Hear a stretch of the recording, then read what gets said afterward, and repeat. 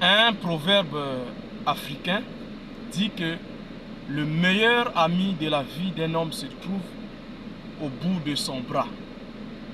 Je me suis amusé à poser la question à quelques personnes en leur demandant qu'est-ce qui se trouve au bout de notre bras. Et j'étais étonné de savoir que plusieurs personnes ne savent pas faire la différence entre le bras, la main et l'avant-bras. Eh bien, ça c'est ce qu'on appelle l'avant-bras. Et ça c'est ce qu'on appelle le bras. Et la partie là, c'est ça qu'on appelle la main. Oui. Donc la partie du poignet là, tout ça c'est ce qu'on appelle la main. Donc le proverbe dit, la meilleure ou le meilleur ami de la vie d'un homme se trouve au bout de son bras. Ça veut dire, c'est sa main. Et notre main représente quoi? Ça représente notre travail. Notre main représente ce que nous faisons. Ça représente notre activité.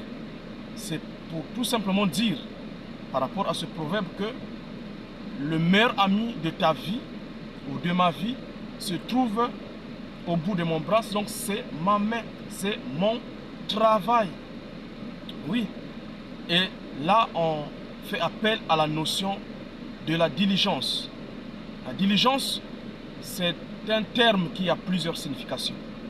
Mais, basiquement, la première signification de la diligence, c'est la capacité ou la qualité qu'un homme a de travailler et de travailler dur. C'est ça qu'on appelle la diligence. Dans mon livre « La seconde et vraie indépendance de l'Afrique », j'exhorte les Africains, surtout la jeunesse, en nous disant que la seconde et la vraie indépendance de l'Afrique se trouve sur la voie de la diligence. Dès que les Africains que nous sommes, nous allons comprendre la notion de la diligence, dès que nous allons l'assimiler et être capable de la mettre en pratique, alors le monde entendra des nouvelles de l'Afrique. Parce que je vous assure, la diligence, c'est une puissance dans la main de celui qui a cette qualité-là. Oui, nous avons l'habitude de dire que le travail assure l'indépendance. Mais généralement, nous le disons parce que simplement, bon, voilà. Mais est-ce que nous comprenons profondément ce que ça veut dire? Cela veut dire que si tu deviens diligent dans ta vie, bien tu vas atteindre la liberté.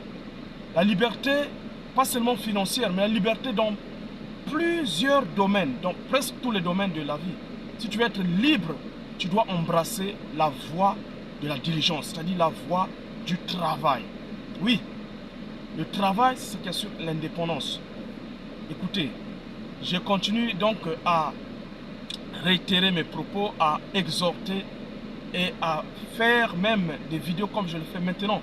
Parce que peut-être toi tu n'as pas lu mon livre, hein, mais par cette vidéo, je suis en train de t'exhorter, t'encourager, te dire, nous devons devenir des grands bosseurs. La voie de la liberté, la voie de l'indépendance dans nos vies, c'est la voie du travail. Et il y a un passage biblique, je crois dans les Proverbes, qui dit que les diligents sont ceux qui vont dominer. Oui, ceux qui se donnent à leur travail de façon diligente sont ceux qui finissent par dominer dans la vie. Alors toi aussi, si tu veux vraiment arriver à la position de la domination, avoir vraiment de la notoriété dans la vie, je ne sais pas dans quel domaine, tu dois embrasser la voie de la diligence. Ne sois pas paresseux, ne sois pas lazy, s'il te plaît, parce que ta vie en dépend. Donc si tu ne deviens pas diligent, ça sera compliqué. Donc voilà le petit message que je voulais partager avec quelqu'un aujourd'hui. Je ne sais pas de là où vous me recevez, ça me fera plaisir que vous puissiez me laisser un commentaire par rapport à ce petit partage et je le lirai et je serai content. Donc ça me bénira. Voilà, soyez bénis là où vous êtes et on est ensemble.